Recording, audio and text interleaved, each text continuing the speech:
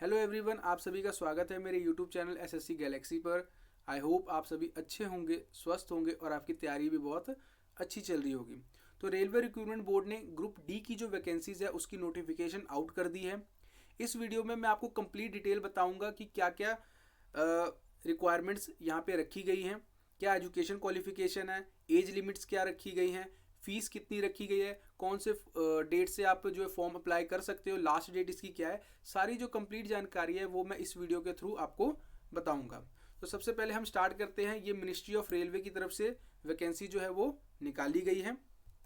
सबसे पहले अगर हम बात करें इंपॉर्टेंट डेट्स और टाइम की, तो जो एप्लीकेशन को अप्लाई करने की डेट है वो 23 जनवरी 2025 से स्टार्ट हो जाएगा। इसकी जो लास्ट डेट है वो 22 फरवरी 2025 है, यानी कि अप्रॉक्सीमेटली आपको एक मंथ का टाइम दिया गया है फॉर्म को फिल करने का। साथ ही साथ अगर फीस पेमेंट की बात किया जाए तो वो उसकी जो डेट है वो 23-24 फेब, यानी कि लास्ट डेट जो है फीस पेमेंट की वो 24 फेब रखी गई है।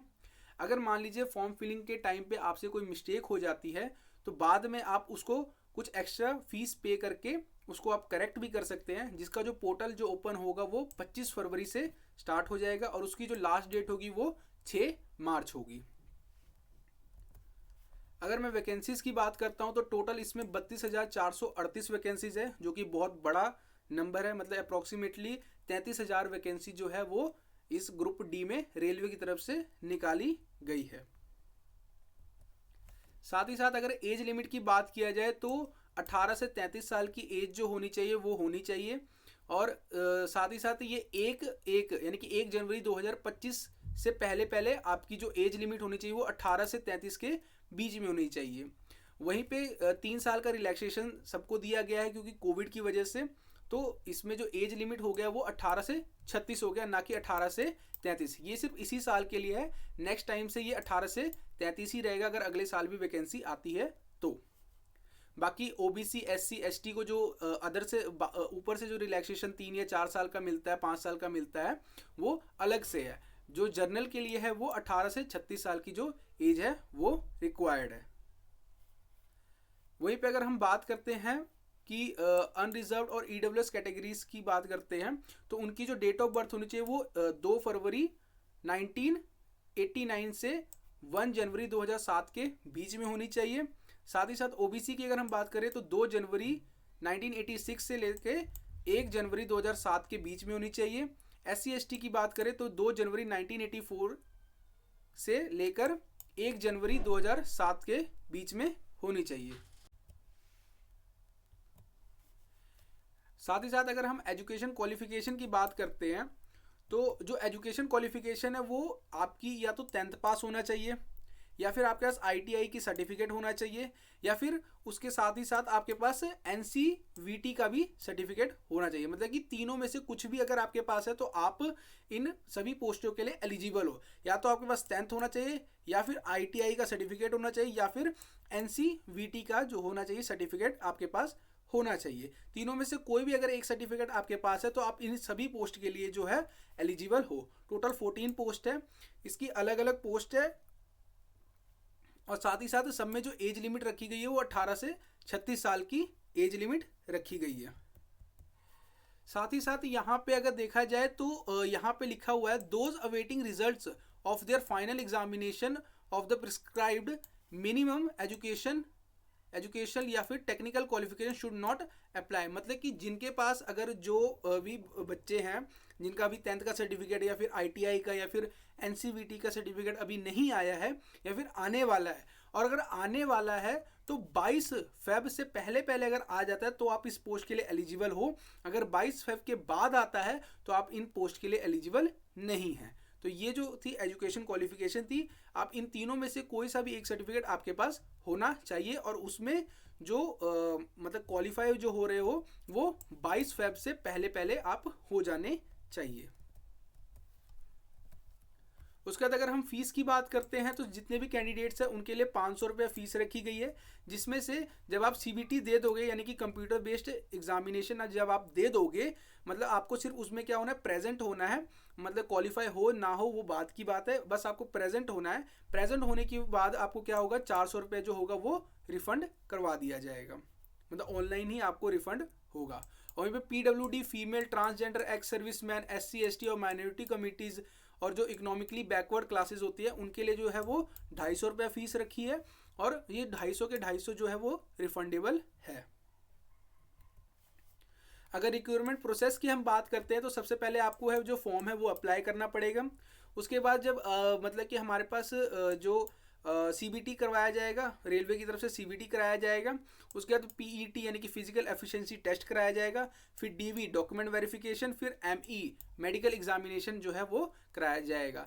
मतलब कि पहला स्टेज आपका CBT हो जाएगा, फिर उसके बाद सेकंड स्टेज पे आपका PET होगा, और थर्ड स्टेज में आपका डॉक्यूमेंट वेरिफिकेशन और मेडिकल एक साथ करवा लिया जाएगा। इनके लिए अलग अलग मतलब अलग अलग आपकी क्या आएगी, कट ऑफ्स निकलेगी, और अलग अलग आपका एडमिट कार्ड भी प्रोवाइड किया जाएगा, जो कि आपको सारा ऑनलाइन RRB की या फिर RRC की वेबसाइट्स पे या फिर SMS ईमेल के थ्रू आपको मिल जाएगा। तो जो भी आप नंबर जो भी आप डालेंगे या फिर ईमेल एड्रेस जो भी डालेंगे वो सारा सही डालिएगा, एक्टिव डालिएगा, ताकि जो भी आपका एडमिट कार्ड वगैरह वो टाइम टू टाइम आपको पता लग जाए कि एडमिट कार्ड आ गया है, कब एग्ज़ाम है, कब हमारे को जाना है, कब नहीं जाना है, सारा कुछ।